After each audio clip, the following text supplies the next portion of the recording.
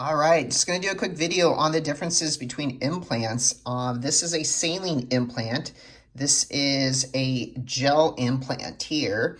And so there's two implants that are generally used. We generally use gel implants. The reason we use gel implants more than saline is, as you can see, when you touch the gel implant, it doesn't really bounce around. When you touch a saline implant, it looks more like a water balloon and it bounces around. So the reason why you would go with a saline implant is maybe if you have read something that you feel like a gel implant, if it were to leak out, which that would mean getting a little tiny hole in the implant shell, and if it were to leak out, it could spread into the breast cavity. That is extremely rare. However, people read about that and sometimes that frightens them. So if you do have a leak in the shell, and so this is the shell, if there was a small tear in there, most oftentimes that the cohesiveness of this gel keeps it inside the shell. But theoretically, it could leak out and it could lead to some inflammation in the breast pocket, where if this were to leak, it would just deflate. The other thing is if this were to leak, you would notice it immediately because your breast tissue would just go down to nothing or go down to where it was before. And so you'd lose all that volume immediately because the water would just leak out. And this is saline salt water, and so this would just be reabsorbed. If this one were to leak, you might not even know. The really way to diagnose it, if it has been leaked with a gel, if there is a leak, is if you were to do an MRI study, you could see that there could be some leaking of the gel. However, the gels are so much more durable. They do not leak as often. They're softer to touch, where these are a little bit more, as you can see, firmer to touch and jiggle around more, where these really don't jiggle. When studies look at the differences between these two, they do notice that the saline ones do have a higher increased risk of capsular contraction.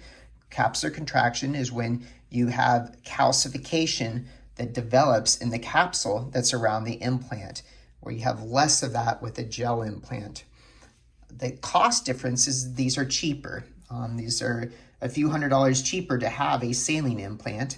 And the other thing with a saline implant is that if you want a very, very small, tiny incision, you can make a small little 2-centimeter incision with the saline implant, because it can be rolled up and then it's placed into the breast pocket and then it's filled with saline.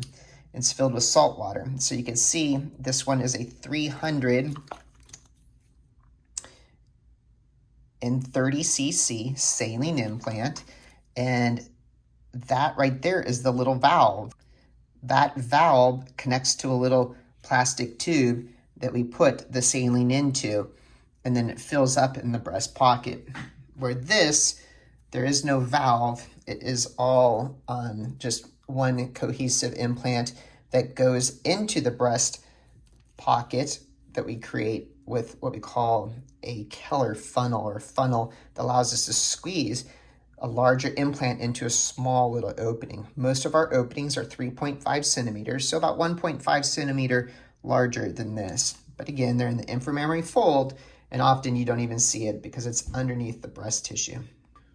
So to recap, gel implants are a little bit more durable. They have less capsular contraction. They're softer. They don't bounce around as much as this.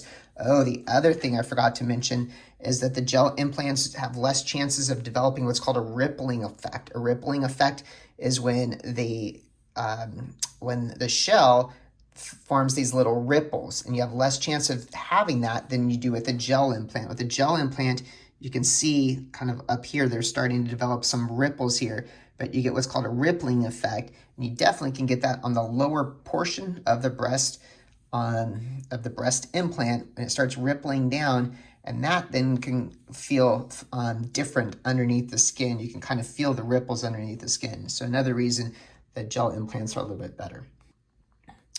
So we do educate our patients when they have those discussions. Generally, we always use a gel implant for the reasons I discussed, but if a person wants a saline implant, that's fine, we can do it. You just want to make sure that they understand the differences between a saline implant and a gel implant.